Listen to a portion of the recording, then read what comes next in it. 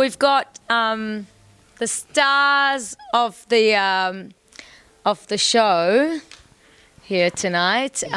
Sean, Connor, and Zane.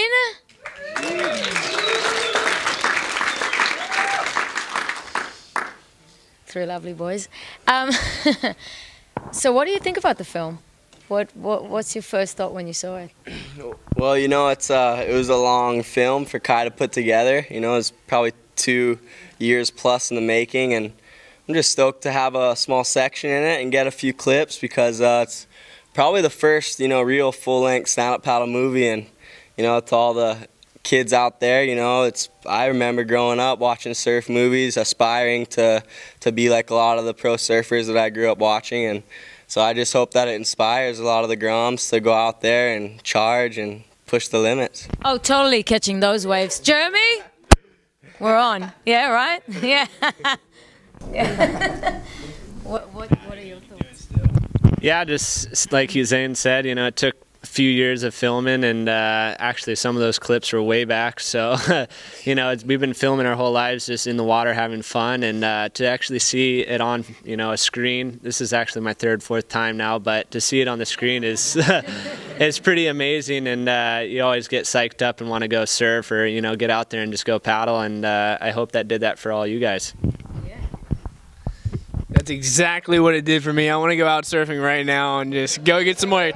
Yeah, it's my second time watching it, and I don't know, first time watching I was kind of, maybe I didn't catch the full brunt of it or something, but second time around I loved it. Yeah, really cool, and yeah, it just makes me want to think everything is awesome at the end there. But excuse me, sorry. Except for that song. In there. But no, yeah, awesome movie, and just stoked to be a part of it, and also just stoked to be a part of it and here with all of you.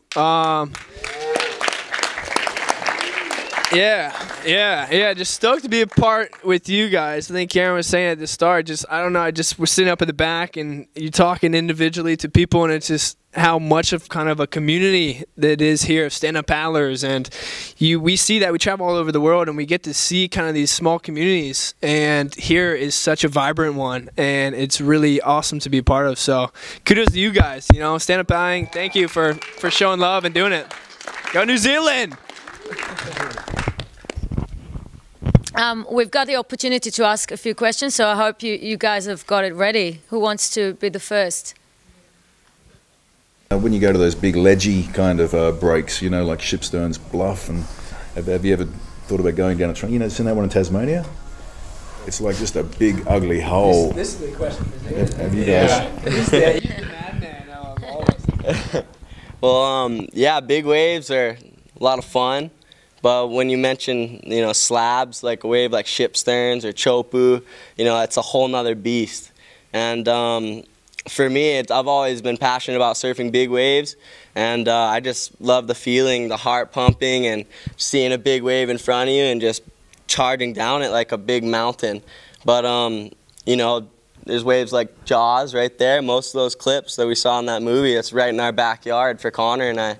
I mean, we've been surfing that wave since we were 15, windsurf, surf, stand-up paddle, and it's just something that we grew up with. You know, like Laird mentioned, you know, you have Mount Everest in your backyard, you're gonna one day surf it. So, or I mean, climb it. Hey, one day I'll surf Mount Everest. One day.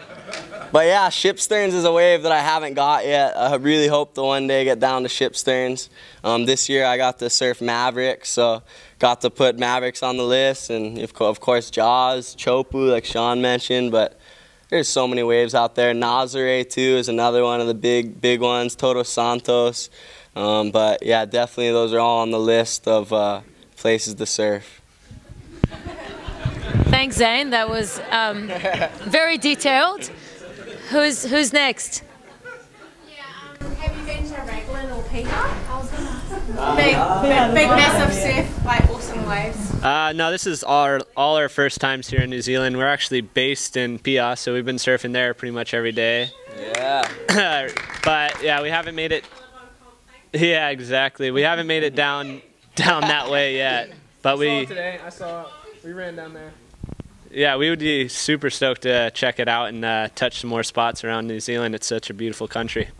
Actually, I want to touch on that. Speaking of Piha, I want to give a big shout out to Daniel and Bruno and TB and Sheila for showing us so much aloha and hosting us in Piha. It's such a beautiful place. They're great energy, and it reminds me of home. Connor and I were talking about the whole time. It's just a wonderful place.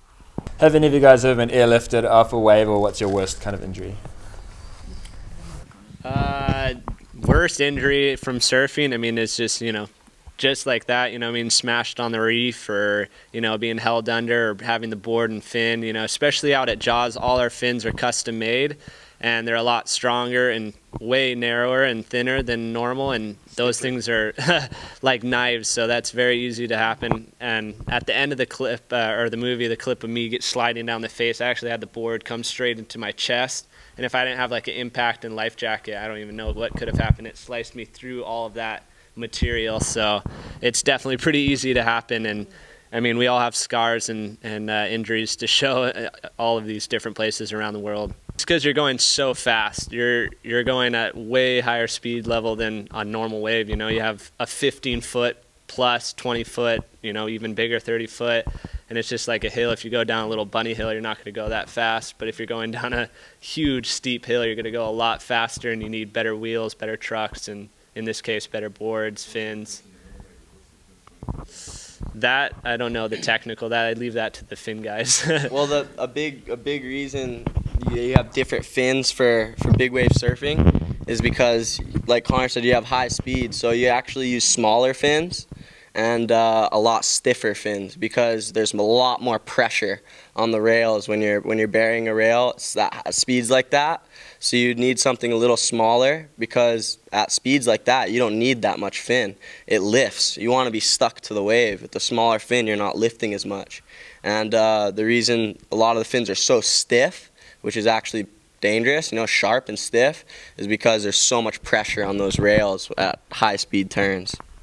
I grew up surfing Honolulu Bay and Punalau on Maui, and those are probably some of the roughest, rockiest spots on Maui. And yeah, I mean, I've gotten holes in my head, bunch of stitches. I've had my ass torn open. I've had rips from my nipple down to my hip. I mean, you know, there's a lot of different pairs of stitches, but I mean, that's about it. You raced against, well, Connor didn't race, but who's injured, but he's had a chance to see Army in action, who's kind of like, you know, our local hero. And JP, who's right up there. I mean, I don't know, how do they compare to what else you kind of come across around the world, not just on the circuit? All right, well, I raced against Army more than once, especially recently here in New Zealand. And Army, stand up, don't be shy, come on. Army's fast, man. He is fast. I mean, on a world-class level, definitely up there at the top. I mean, we saw there at that last race, you know, we definitely weren't relaxing. We definitely weren't cruising. You know, Army, and I was actually had the pleasure to talk a little bit with Army during that last race, and we were pushing each other, following the train, and at the end there, he kind of caught me off guard. You know, he caught a little bump and just started taking off, and I'm like, oh, he's out of here. So Army's world class, man. Yeah, for sure. Something about that girl's gotten a whole lot better since that movie was. I heard one of you guys talk. Yeah, me on Izzy Gomez, who is featured in there in the Mexico part. Yeah, Izzy Gomez, she just recently won. She's a Starboard rider. She just won her first world title on the Stand-Up World Tour at 14. She's 14 years old, now 15. She just turned 15 in September. But, yeah, girl. And she is just leading the charge for women stand-up paddling, not only in the surfing realm, but also in the racing realm. And it's just so cool to see.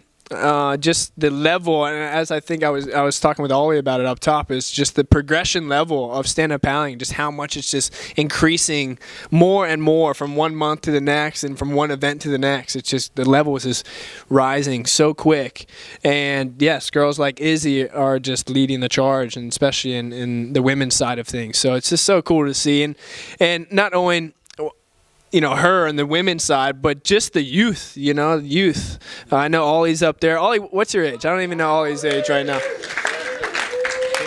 15, 14, you know, so, I mean, look at that. And I know he's got skills on the race board. I was behind him. I wasn't up near Army or anything like that, but, you know, and I'm sure he's got skills in the waves and stuff, but it's just the youth getting into it. It's just so cool to see. And there's potential. There's so much potential, man, with all these young guys getting in and girls. So, bright future for stand-up paddling.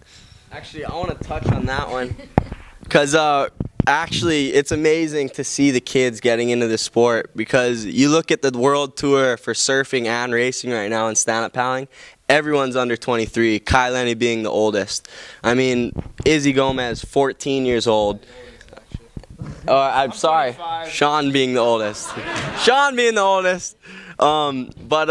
Anyway, for all the kids out there, I mean, go for it, because it's totally possible to get out there and Looking at a kid. Yeah, totally. I think the first time I ever tried stand-up, I was on like a 12.0 tanker, and I actually hated it. I was like, why am I doing this? This thing is humongous. And just yesterday, our surfboards we were riding is a 7.1 by 24. So to go from a 12.0 to 7.1 is huge. And not only like it's basically a surfboard, just a little bigger than what you normally lay down on. And technology is, from the actual board design to, you know, the brushed carbon that Starboard's bringing out, it's gone crazy, and it's only getting crazier. Yeah, I just want to add on that just how much, I mean, it's affected technology and board design, how much it's evolved, like Connor was saying, with the 12-foot long boards back in the day when he was surfing, now to pretty much 7-foot boards. That's pretty much the size board that all the competitors are kind of competing on in the world tour and the world class stand-up paddle surfing level. And it's Starboard is one. I work with those guys, as we all do, pretty intricately on board design, and we get to see the insights of the technology that they roll out each year and that they further improve each year. And it's just amazing the amount of engineering that goes involved with the different layups and stuff. I mean, what you see probably right here on this brushed carbon board is from the very bottom laminate, or from the very core of it, which is the epoxy core, to the very top. It could be like 11 different type of laminates, you know, military grade fiberglass to biaxial carbon, and different layups in different areas of the board that all have a certain type of flex pattern to it and a stiffness that keeps it strong and durable. So it's just technology. This is just one of the models and one brand, you know, across the realm of stand-up paddling. Technology it's what has taken the level completely tenfold, you know, to the next. So technology is crazy, the amount of, you know, how it's growing. I heard you've been training a lot. Yeah, we're here for a training, so, you know, every day we've been on and off the water, cross training, and it's been fun. You have a beautiful country here, and stoked to come see it. I've always wanted to come to New Zealand. I mean, my best friend Baker Grant his family's from New Zealand, and I've heard so many stories about Raglan and all these different places, and I'm super stoked to come and experience it. I mean, I met Shane Baxter probably 5 years ago in Tahiti, and he's been trying to get me down here for years. So I'm super stoked to finally get out here and surf and race with all the locals, you know, Army, and see guys like Ollie and the next generation stepping it up. And man, what a beautiful place. I mean, truly does remind me of home, especially around Piha, the forestry, the beaches, the consistent waves. I mean, I guess we had some pretty good weather the last few days. You know, thanks probably to Maui boys for bringing over the good sunshine. When you guys travel around, do you notice different vibes, like with the surfing culture? And how, you know, different play. Like, how does New Zealand rate relative to other places? And, you know, we love haters. We love it. We love it. The most important thing, guys, is stay respectful. You know, if you're on a stand-up paddleboard, it doesn't matter where you paddle. You paddle on Maui, you paddle in Piha, you paddle out in Tahiti, you're going to get a dirty look probably, because just like if you paddle out on a longboard. You paddle out on a longboard, shortboard is going, ah, damn, this guy's going to catch all the waves. You know, it's the same thing. So you know, #1 rule is always show respect. My rule of thumb everywhere I go, no matter where I paddle out to, is introduce myself to the meanest looking people in the lineup. At least say hi, let them know you're there, let them know you're not trying to sneak around. Be considerate, don't do loops, you know, just wait your turn, have fun, you know, because these boards that we're riding, they're a lot more mobile, they're a lot more faster, and we have a lot more visibility, and we could put ourselves in position a whole lot earlier than, say, a shortboarder, a boogie boarder, or any other watercraft. So it's really important to be extra respectful, especially stand-up paddle surfing. I'll let Connor touch on the waterman kind of deal though, because you know, Connor and I, we grew up practicing all the water sports, and each sport has a special thing that aids every sport. Yeah, I mean, just growing up in Hawaii, it's similar to here, you know, you just have so many different conditions around, you know, the other side of the island or that side of the island. You can do so many different sports, so it's cool to come here and try it out and see it. But touching on, like, far as the crowds here, at Piha, we got definitely rousted on one of the bigger days. You know, we're out there just, you know, letting a few go, but of course you're always going to get dirty vibes, and we got told to go in and all that, but as soon as we got a couple waves and they kind of realized that we, you know, had control of our board and, you know, actually maybe surfing better than them, they're like, oh wait, maybe they can surf out here. So that's the funnest part. Yeah, for us, that's, you know, like Zane said, that's the funnest part, you know, just proving them wrong that we actually know what we're doing. And especially with, like, going back even on the 7-1, you know, we're on smaller boards and we're sinking them now, that even just paddling out, people are actually realizing now, like, oh, they're actually on a small board, and sometimes it's smaller than half of the guys' boards out there, and it's allowing us to do maneuvers and turns just like shortboarders would do, so it's easier to get respect from that for sure. You're gonna get it. We're stand-up paddlers. I think that's why. I mean, we pick up a board, I think, knowing this. We enter a lineup knowing that potentially we're going to get a dirty look. We're going to get barked at, kind of like we did at Piha, I guess, the other day.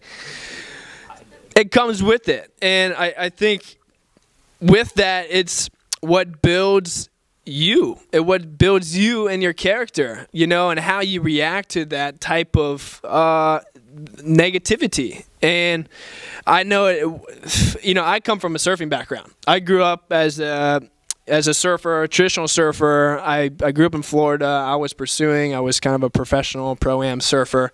So I lived in that whole realm of kind of egotistical, like, cool guy, cool. And to stand up, it's kind of not looked like that. And it's like the kooks out in the water or something. So that's the idea, and that's how the surfers are, I think, when they look at a stand-up paddler. And so you're gonna deal with that, but it's, I guess, how you react to that. That's what kind of makes you who you are, and it builds your character a little bit. I think it's good to get yelled and barked at, you know, a little bit. And why the hell not? I mean, hell, we're having fun. We're getting waves. We're being respectful. We're being safe for the lineup, and, you know, we're just out enjoying ourselves. So, you know, bring it on. Bring the haters on. Whatever. You know, who gives a care? Kill them with kindness. And what's really cool about stand-up paddling is it's opening the doors to everyone around the world, not just coastal, but any body of water. You could go out and feel like you're a surfer. You could be out on the pond in the middle of nowhere, paddling, thinking, oh man, I'm surfing, I'm so stoked, you know, and it's awesome, right? It's so cool, right? You could throw your dog and your kid on the front of the board and really have so much fun, no matter what kind of water you're on. I mean, you saw clips in there of Connor and I paddling next to icebergs in Patagonia. No one's gonna say nothing out there, you know. It doesn't. So. And just to touch on Connor and this Piha incident, yeah, he got barked at a little bit, but I was in the lineup on a shortboard actually, because I seen the crowd. I'm like, I'm gonna mingle in there and really see what's. I paddled out. I paddled out my shortboard, you know, before they paddled out on the stand-up. I'm in the middle of the lineup, like, you know, paddled out. I'm like, oh, damn, stand-up paddlers. And I'm just, and I'm just sitting there kind of like chuckling, like, And then Connor comes right up, you know, to the lineup, and he's like, you know, on a 7-1, and all of a sudden all the guys in line, they're like, oh, that board's small. It must be hard to stand on, you know? And then you start to, you know, feel a little respect. So, you know, it's the most important thing is, I think, show your aloha to the locals in the lineup. Say hi. If they don't say hi back, whatever, paddle away, mind your own business, but show your respect. Hawaii, it's what it's all about. I mean, you don't show your respect, you're not going to get any respect back. So you got to give to get.